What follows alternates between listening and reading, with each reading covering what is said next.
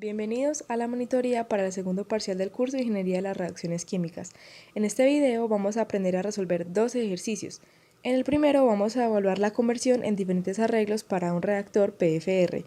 Y el segundo consiste en un reactor de lecho empacado, un PBR con caída de presión en donde vamos a ver su comportamiento por medio del complemento de Excel Diff Solver. Espero que les guste. Gracias. El compuesto A experimenta una reacción de isomerización reversible, A que produce B. En las condiciones pertinentes, A y B son líquidos, miscibles y de densidad casi igual. La constante de equilibrio para la reacción en unidades de concentración es de 5.8. En un reactor de flujo isotérmico de lecho fijo, en el cual el retromezclado es despreciable, es decir, flujo tapón, una alimentación de A puro experimenta una conversión neta a B del 55%. La reacción es elemental.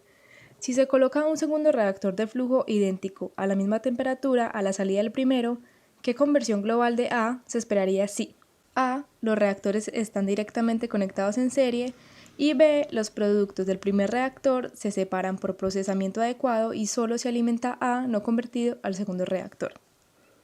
Lo que nos están diciendo es que tenemos una reacción reversible, A que produce B, por medio de una isomerización en un reactor de flujo continuo PBR. Nos dicen que A entra puro al reactor y se convierte en B en un 55%.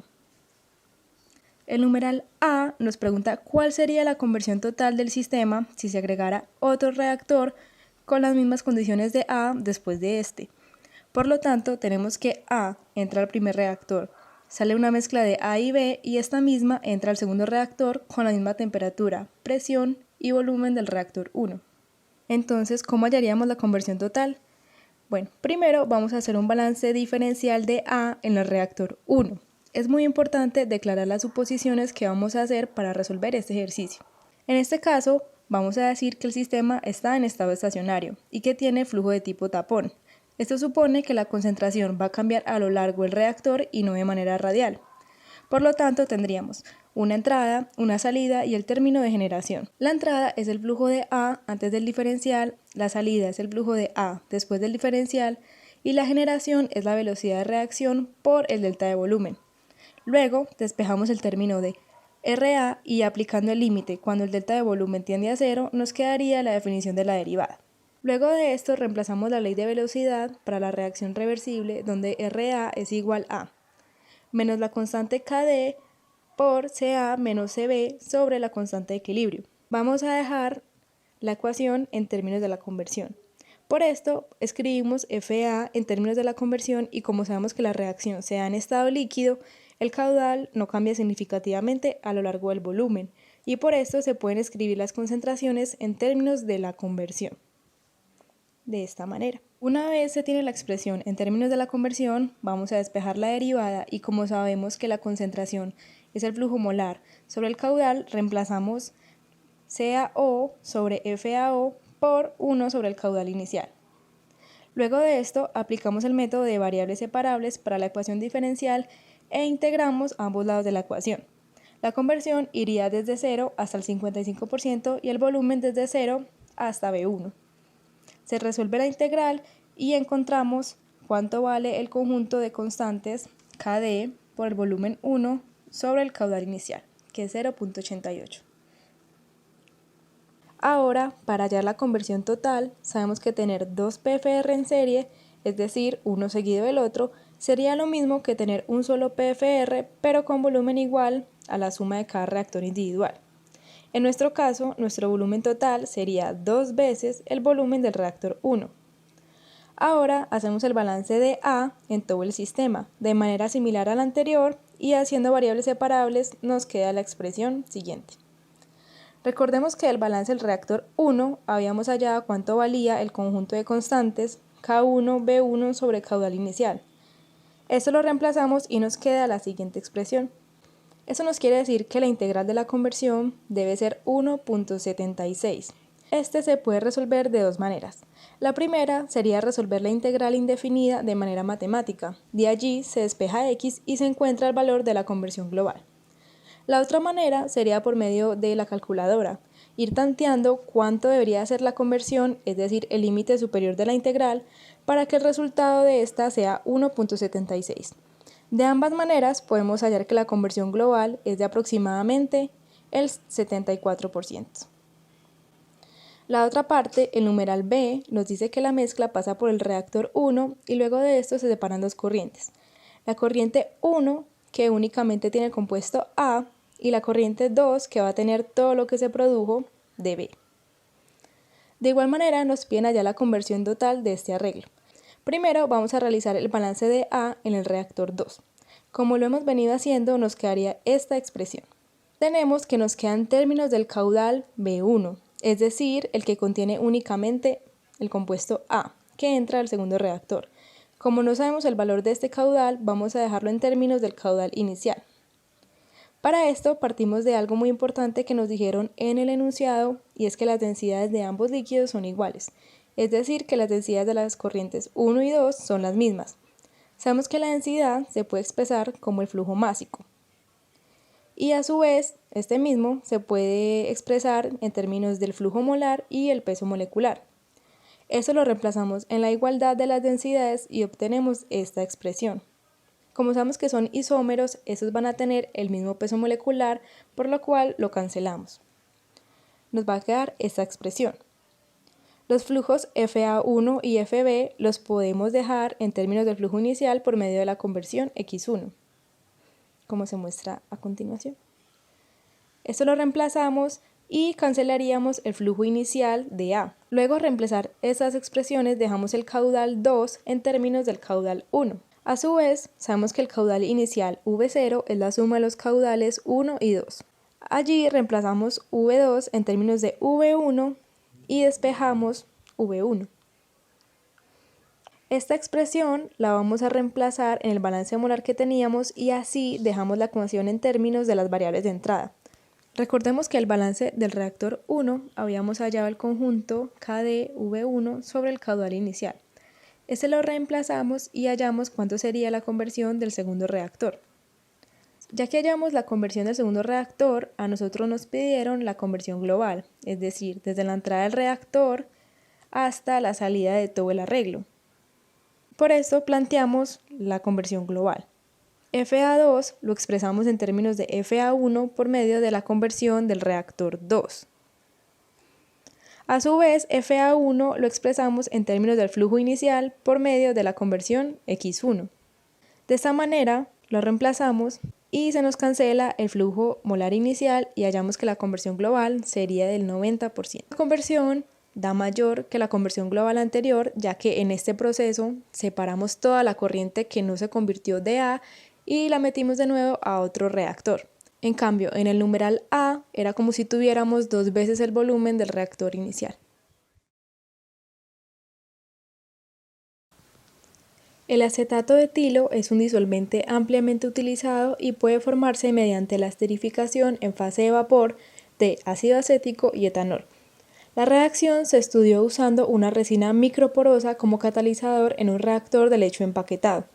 La reacción es de primer orden en etanol y de primer orden en ácido acético. Para una velocidad de alimentación molar igual de ácido acético y etanol, la velocidad de reacción específica es de 1.2 decímetro cúbico sobre gramo de catalizador por minuto. La velocidad de alimentación molar total es de 10 mol por minuto, la presión inicial es de 10 atmósferas, la temperatura es de 118 y el parámetro de caída de presión W es igual a 0.01 gramo a la menos 1. Determine el peso de catalizador necesario para lograr una conversión del 20%. En este caso nos están hablando de un reactor de lecho empacado PBR con la reacción A más B que produce C. Nos dan datos de temperatura, presión inicial, flujo total inicial y nos dicen que la alimentación es equimolar, es decir, que entra el mismo flujo molar tanto de A como de B. Nos piden hallar cuál sería W, el peso del catalizador que se necesitaría para lograr una conversión del 20%. Para esto haremos un balance en un diferencial de W para la especie A en el reactor. Las suposiciones son estado estacionario y flujo tapón. Se tiene una entrada, una salida y el término de generación. De allí despejamos RA. aplicamos el límite cuando el delta de W tiende a 0 y queda esta expresión. Reemplazando RA, vamos a dejar esta ecuación en términos de la conversión. Ya que tenemos un PBR y hay caída de presión, el caudal va a cambiar a medida que pase por el reactor. Por lo tanto, la concentración no se puede pasar directamente en términos de la conversión. Para esto, la pasamos a términos de flujo y caudal, y ya el flujo sí lo podemos escribir en términos de la conversión. Luego, en esta expresión nos va a quedar el término del caudal, pero como ya dijimos, este va a cambiar a medida que se dé la reacción. Por esto, con la ecuación de los gases ideales vamos a relacionar el caudal con las condiciones iniciales. En esta ecuación vamos a cancelar la constante de los gases, el factor Z y la temperatura, ya que el proceso es isotérmico. A partir de allí vamos a despejar el caudal y nos queda esta expresión, en donde el flujo total sobre el flujo inicial total se puede expresar como 1 más la fracción inicial de A, es decir, YA sub 0, por el cambio de las moles, que es delta, por la conversión.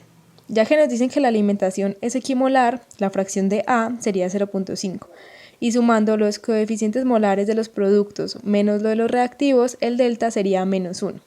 También sabemos que a la relación entre la presión y la presión inicial se le denomina Y. Por lo tanto, la expresión del caudal quedaría de esta manera. Luego reemplazamos el caudal en el balance y nos queda así. Recordemos que es muy importante aclarar las condiciones de las variables. Cuando la masa del catalizador es 0, la conversión es 0, ya que apenas va a entrar la mezcla al reactor, por lo tanto no se ha convertido en nada de A. Ya que la presión cambia con la masa del catalizador, de la ecuación de Ergun obtenemos la siguiente expresión, en donde reemplazamos flujo total sobre el flujo total inicial. Y cuando W es 0, la relación entre las presiones es 1, es decir, que la presión es igual a la presión inicial. Ya tenemos un sistema de ecuaciones con dos ecuaciones diferenciales y dos variables, que serían X y Y. Esto lo vamos a montar en DiffSolver. Una vez en Excel vamos a ingresar todos los parámetros y las condiciones iniciales que nos dieron en el enunciado. Para hallar el caudal inicial vamos a hacer uso de la ecuación de los gases ideales. Luego de esto vamos a escribir las ecuaciones diferenciales que hallamos. La primera sería el cambio de la conversión con respecto a la masa de catalizador y la otra sería el cambio en la relación de las presiones con respecto a la masa de catalizador. También vamos a escribir nuestras variables. Primero iría la variable independiente, que es la masa de catalizador, y luego en el mismo orden que escribimos las ecuaciones diferenciales irían nuestras variables dependientes, que son X y Y. También vamos a escribir las condiciones iniciales que dijimos previamente. Cuando la masa de catalizador es 0, nuestra conversión va a ser 0 y la relación entre presiones sería 1. Algo muy importante que debemos verificar es que todas las unidades de nuestros parámetros y condiciones iniciales sean equivalentes, es decir, si vamos a trabajar todo en gramos, minutos, moles y Kelvin.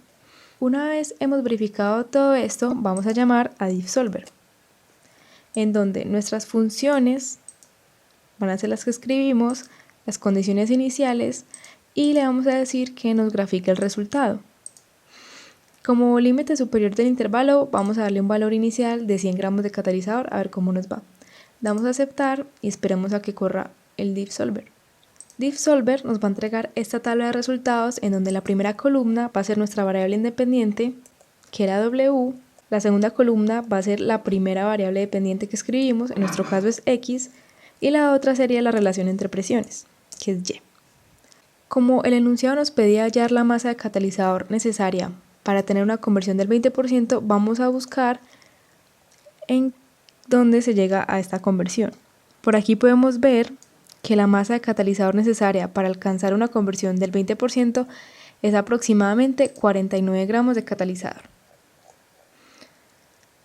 También podemos analizar el comportamiento de la gráfica, en donde se ve que la conversión, que es la línea azul, va a ir aumentando a medida que aumenta la masa de catalizador, mientras que la relación de las presiones va a ir disminuyendo, es decir, que va a haber una caída de presión.